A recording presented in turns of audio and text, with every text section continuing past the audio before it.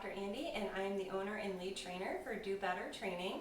And today I am going to show you some of the meal prep that I do for my dogs.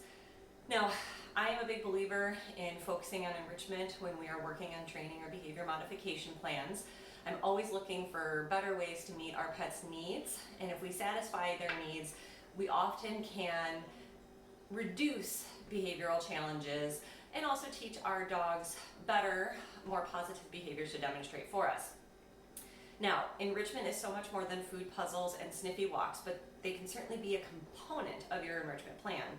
I love to add a little spice to my dog's meals so they get to exercise some species typical behaviors. We challenge their brains a little bit, and I also just give them some busy work to help keep them active throughout the day, especially when I've got other things going on. So one of my very simple and favorite things to do is just use slow feeders, which are these handy plastic bowls. You can see have different designs on the inside of them.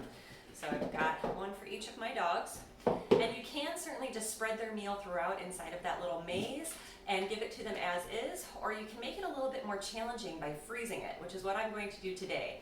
I've got some things to do around the house tomorrow morning, so having this frozen activity for my dog's breakfast is going to be really handy. So here's what I do. I'm just going to take their kibble, and my dogs are currently eating open farm, and I'm going to distribute the kibble in each of the bowls. And as I distribute, I'm trying to make sure that the kibble is spread out throughout that maze. We want to avoid stacking it up in one spot because that just makes it a little too easy.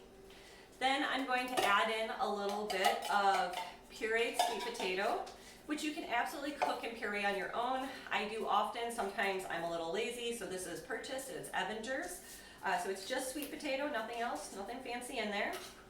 Just gives them some textural and taste differences in their food.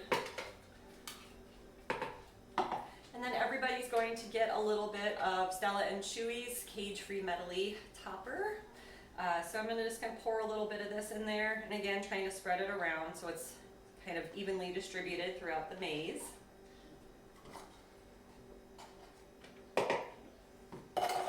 And then everybody's going to get a little bit of bone broth. This is actually Stella and Chewy's bone broth. You can certainly buy bone broth directly from the grocery store. It'll be a little cheaper. You just want to make sure that it's a low or no sodium package. We don't want to give our dogs any extra salt in their diet. So I'm just going to pour a little bone broth throughout the kibble. Just again for a little extra flavor. This is a good source of calcium for them as well. And then finally, I'm just going to add in a little bit of water. So I'm trying to make sure that each of the rows is fairly well filled up.